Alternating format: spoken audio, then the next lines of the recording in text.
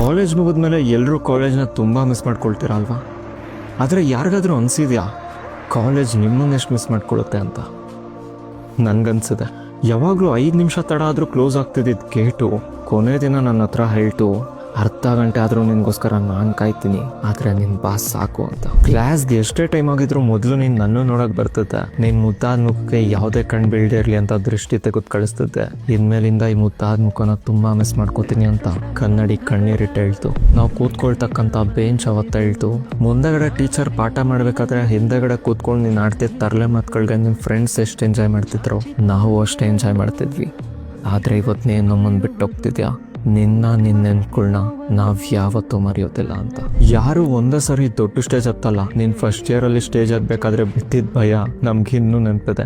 ಆದರೆ ಕೊನೆ ಸಾರಿ ಹೋಗ್ಬೇಕಾದ್ರೆ ನೀನು ಮಾಡಿದ ಪರ್ಫಾರ್ಮೆನ್ಸ್ಗೆ ನಾವೇ ಬೆಚ್ಬಿದ್ದೋಗಿದ್ವಿ. ಒಂದಿನ ನೀನು ದೊಡ್ಡ ಸ್ಟೇಜ್ ಹತ್ತತಿ ಅಂತ ನಂಬಿಕೆ ನಮಗಿದೆ, ಆದರೆ ಯಾವತ್ತು ಈ ಚಿಕ್ಕ ಸ್ಟೇಜನ್ನು ಮರೆಯಲ್ಲ ಅಂತ ಅಂದ್ಕೊಂಡಿದ್ದೀವಿ ಅಂತ ಹೇಳಿ ಆಡಿಟೋರಿಯಂ ಟಚ್ ಮಾಡಿಬಿಡ್ತು. ಎಲ್ಲರೂ ಎಕ್ಸಾಮಲ್ಲಿ ಪಾಸ್ ಆದರೆ ಖುಷಿ ಪಡ್ತಾರೆ, ಆದರೆ ನೀವು ಫೇಲ್ ಆದರೂ ಖುಷಿ ಪಡ್ತಿದ್ದೀನಿ ನಾನು ಮಾತ್ರ. ಯಾಕಂದರೆ ಫೇಲ್ ಆದರೆ ಇನ್ನೂ ಸ್ವಲ್ಪ ದಿನ ನನ್ನ ಕಣ್ಮುಂದೆ ಇರ್ತೀರಾ ಅಂತ. ಇದು ನನಗೆ ಅಭ್ಯಾಸನೇ. ಎಲ್ಲರೂ ಮೊದಲು ಬರ್ತಾರೆ, ಕೊನೆಗೆ ಬಿಟ್ಟು ಹೋಗ್ಬಿಡ್ತಾರೆ. ಆದರೂ ನನಗೆ ಜೀವ ತುಂಬಿದ್ದೆ ನೀವು ಅಂತ ಹೇಳಿ ಕ್ಯಾಂಪಸ್ ಹಗ್ ಮಾಡ್ಕೊಬಿಡ್ತು.